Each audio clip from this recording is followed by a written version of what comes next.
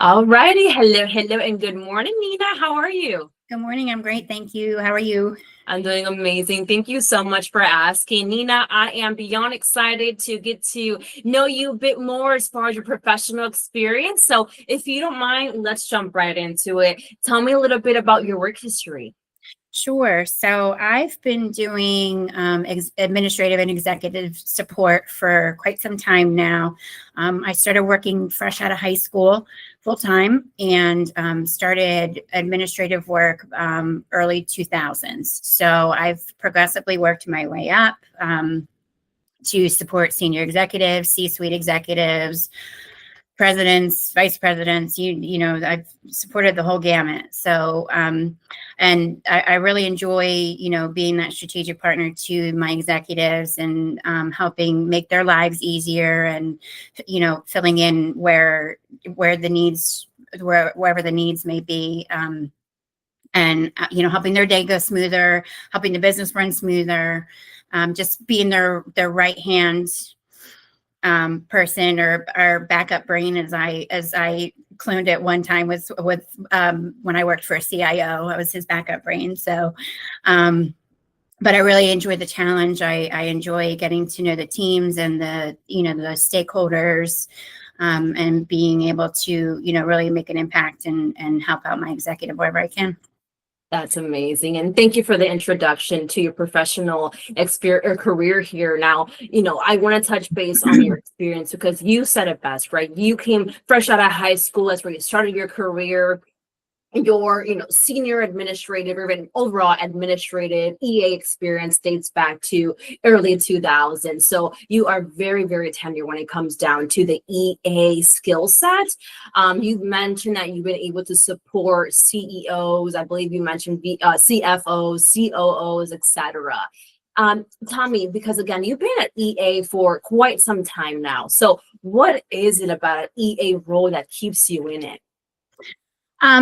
For me, it's there's always something different. No 2 days are the same. There's, you really have to think on your feet a lot too, and definitely anticipate the needs of your executive. Always be several steps ahead. Sometimes a couple weeks ahead, especially when it comes to calendaring and planning things, and you're thinking all over the place, right? But for me it's a challenge, and I really love the diversity of the roles. I love to be able to support the executives, and for me it also helps give me a better understanding of the business and the company that I'm working for, being able to work with the executives at this level. And I also can bring a different perspective to the strategies and just the way things affect different levels of the company and stuff, based on my role, based on my interactions and the networking that I have to do with other people and companies.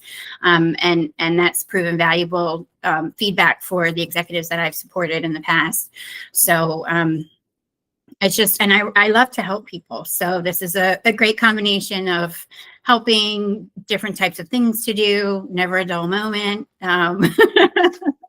Absolutely. And thank you for sharing your as to what keeps you in this type of position. Now, you mentioned calendars. I want to ask you about calendar management, right? Because as you mentioned, you may be supporting 2 or 3 executive personnel. So how are you able to tackle the calendar management for scheduling a meeting and their calendars don't align per se?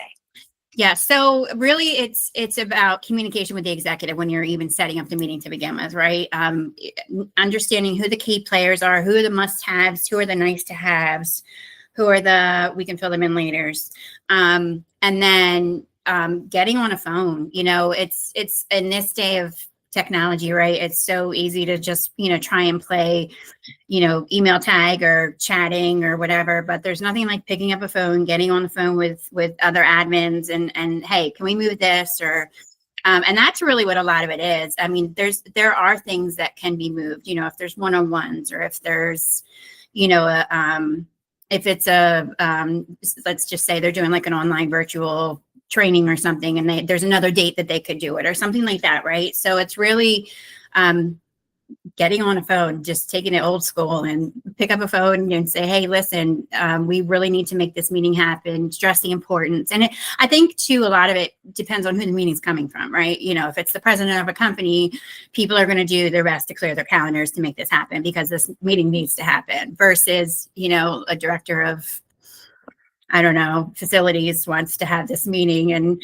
not that the facilities and the, you know, our facilities are important, you know, we need a roof over our heads and, you know, there's things that need to happen, right? But it's just really understanding the importance of it and what takes priority, what can we move, juggling things around to make it happen. So I'm completely 100% on that with you. I think communication is key for this Yes. role, and really being able to communicate with your, you know, whether you want to call it, you know, your EA or the Mhm. person that you support. Without communication, I think everything's going to fall short. And that communication should always be, I think, at the beginning of the day, so that you know what your day-to-day looks like. Absolutely, absolutely. And I always try to make it a point with my executives. And again, it depends on what their day is looking like too. But even if it can't be first thing before their day starts, I know I've had executives who like to carve out an hour before the day even starts, just to have the touch base or whatever. But there's times you can't, you know, there's going to be meetings that trump that and whatever. But make it a point to do it in the morning. Hey, this is what your day looks like. This is what you have coming up this week.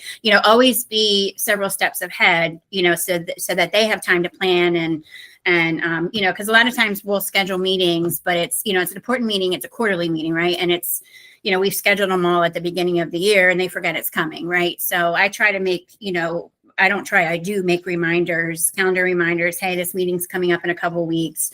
What do we need to review? What do we need to get done prior to, so that everything runs smoothly, so that presentations are done, you know, kind of set the date and then work your way back to set up this date. So like, you know, like project management, basically, or project managing a calendar.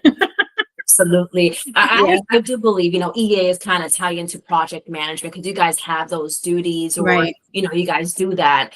Now, you mentioned calendar reminders for your communications, you know, calling them or in person, setting up meetings. Now, I want to kind of tackle or question you as far as systems that you've used. If you don't mind telling me a little bit about some systems that you're familiar with using.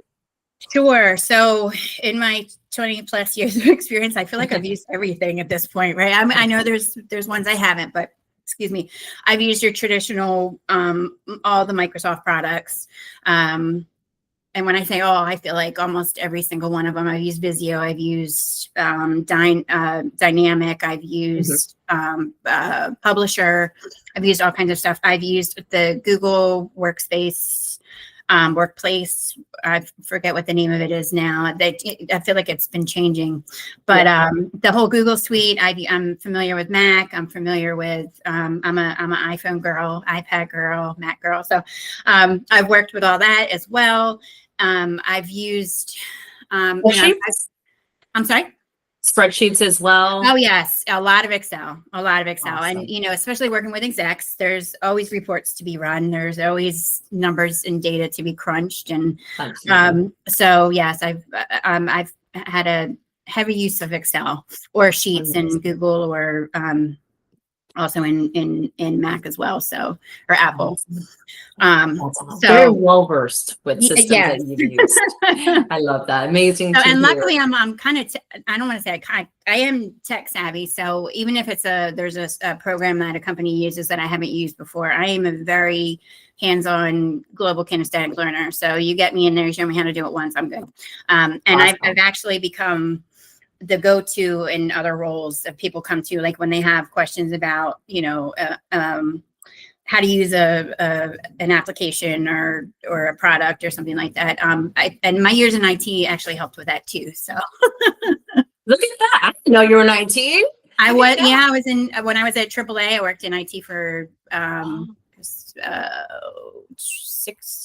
15 to 2001. Yes, I was in IT group for 6 years. So that's incredible. Well, I'm sure that, you know, the company can have some usage on you when it comes down to IT.